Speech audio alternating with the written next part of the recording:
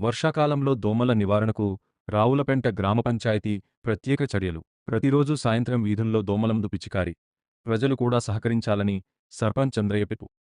నల్గొండ జిల్లా రావులపేంట గ్రామంలో వర్షాకాలాన్ని దృష్టిలో ఉంచుకుని దోమల వ్యాప్తిని అరికట్టేందుకు గ్రామ పంచాయతీ ప్రత్యేక చర్యలు చేపట్టింది. గ్రామంలోని అన్ని వీధుల్లో ప్రతిరోజు సాయంత్రం దోమల మందు పిచికారీ చేస్తూ ప్రజల్లో అవగాహన కల్పిస్తోంది. వర్షాకాలంలో కుంటలు, గుంతలు, ఖాళీ ప్రదేశాల్లో నీరు నిల్వ ఉండటంతో దోమలు వేగంగా వ్యాపించే అవకాశం ఉంది. ఈ పరిస్థితిని దృష్టిలో ఉంచుకుని రావులపెంట గ్రామ పంచాయతీ ముందస్తు చర్యలు చేపట్టింది.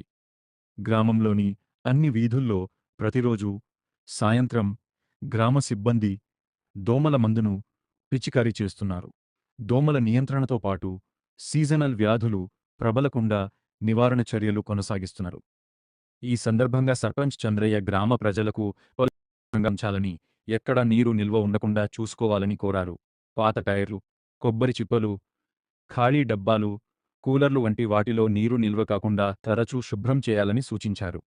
గ్రామ ప్రజల సహకారంతోనే దోమల వ్యాప్తిని సమర్థవంతంగా అరికట్టవచ్చని, పరిశుభ్రమైన గ్రామం ద్వారా ఆరోగ్యకరమైన జీవనం సాధ్యమవుతుందని సర్పంచ్ చంద్రయ్య తెలిపారు. రావులపెంట గ్రామ పంచాయతీ చేపడుతున్న ఈ చర్యలకు గ్రామ ప్రజలు సహకరిస్తూ పరిసరాలను పరిశుభ్రంగా ఉంచుకోవాలని అధికారులు కోరుతున్నారు. దోమల నివారణలో ప్రతి ఒక్కరి భాగస్వామ్యం అవసరమని సూచిస్తున్నారు.